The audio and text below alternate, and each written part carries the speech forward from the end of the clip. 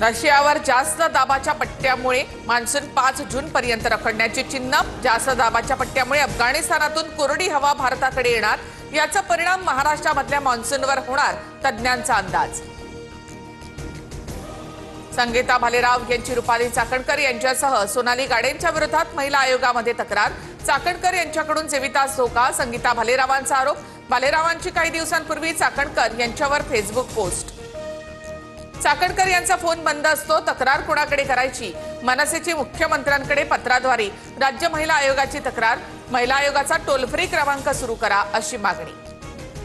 उद्योजक लड्डांच्या घरावरील दरोडा प्रकरणातील संशयित आरोपीचा एन्काउंटर, सीबीआय चौकशी व्हावी, आरोपी अमोल खोतकरच्या वडिलांची मागणी। संभाजीनगरमध्ये शिरसाट यांनी आरोप केलेल्या प्रकरणातील आरोपीचा एन्काउंटर, दरोड्यामधील आरोपींना पोलिसांमधील काही जणांचं सहकार्य, संजय शिरसाट यांचा आरोप। मंत्री शिरसाट यांचा मुलगा सिद्धांत शिरसाट यांच्यावरील आरोप मागे, हा आमचा घरगुती प्रश्न, प्रकरण पुढे वाढवायचं नाही। विवाहित महिलेची प्रतिक्रिया, फसवणूक आणि शारीरिक छळाचा केला होता आरोप। उपमुख्यमंत्री एकनाथ शिंदे आणि अमित शहांची 20 मिनिटं चर्चा। शिंदेनंतर मुख्यमंत्री फडणवीस आणि शहांची भेट।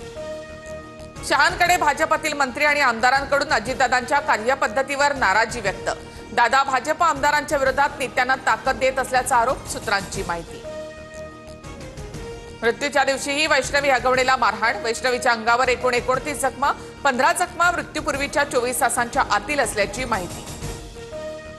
मुजोर हगवणे पिता पुत्राचा नवा व्हिडिओ व्हायरल, माझ्या बापाच्या जीवावर हवा करतोय, व्हिडिओमध्ये सुशील हगवणेकडनं उल्लेख। राजेंद्र हगवणेच्या घरावर शेड फेकत निषेध व्यक्त, ठाकरेंच्या शिवसेनेच्या महिला आघाडीने हगवणेच्या घरावर शेड फेकला। पिंपरी चिंचवड शहर अध्यक्षा रुपाली अल्हाट यांच्या नेतृत्वामध्ये आंदोलन। बीडच्या गेवराईमधील गडी पुलावर कार पुलाच्या दुभाजकाला धडकली।